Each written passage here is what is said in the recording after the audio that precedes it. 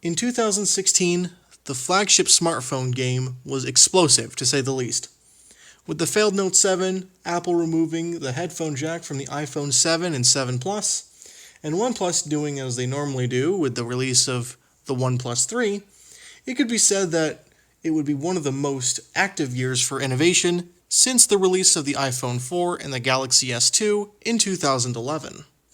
But the fun doesn't stop there. Google hit the scene for the first time this year with one of the most impressive devices ever to be released in store shelves. It didn't collaborate with LG to produce another Nexus device.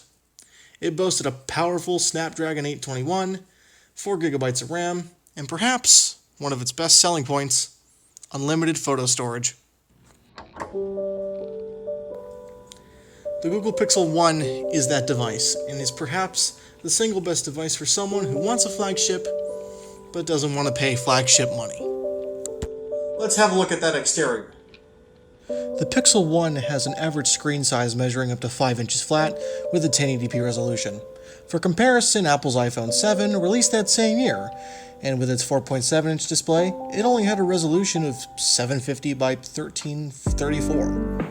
On the other hand, however, the LG G5 had a 5.3-inch display with a 1440p resolution, leaving the Pixel 1 perfectly average. The Pixel 1 has a pretty reasonable 8-megapixel camera on the front, and while it does have HDR, it won't look too stellar. And that's even if the stock version of Google camera lacks a portrait mode. Here's some pictures from a variety of devices I happen to have, and the Google Pixel 1 just falls in between. Or at least I think so. Having a look around the chassis reveals a aluminum frame, par for the course in 2016.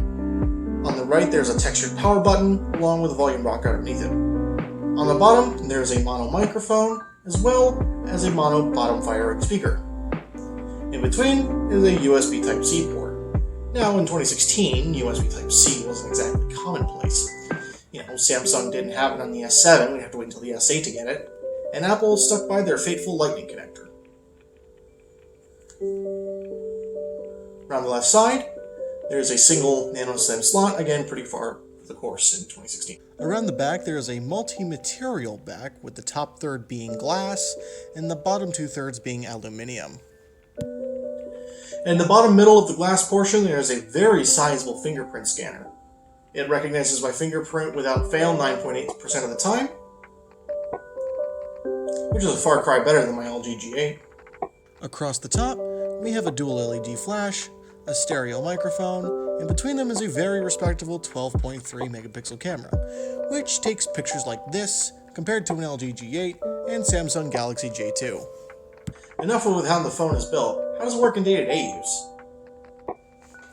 As far as general usage goes, the stock version of Android 10 is a breeze to navigate.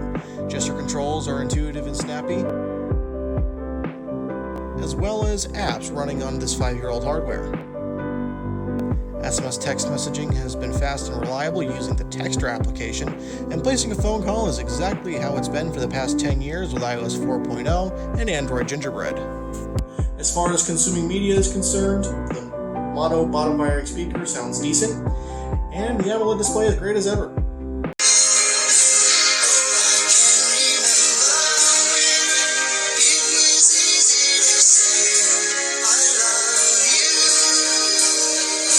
Hello everybody, and welcome back to another video. Now in today's episode, we're going to be taking a look at the iOS 15 developer beta.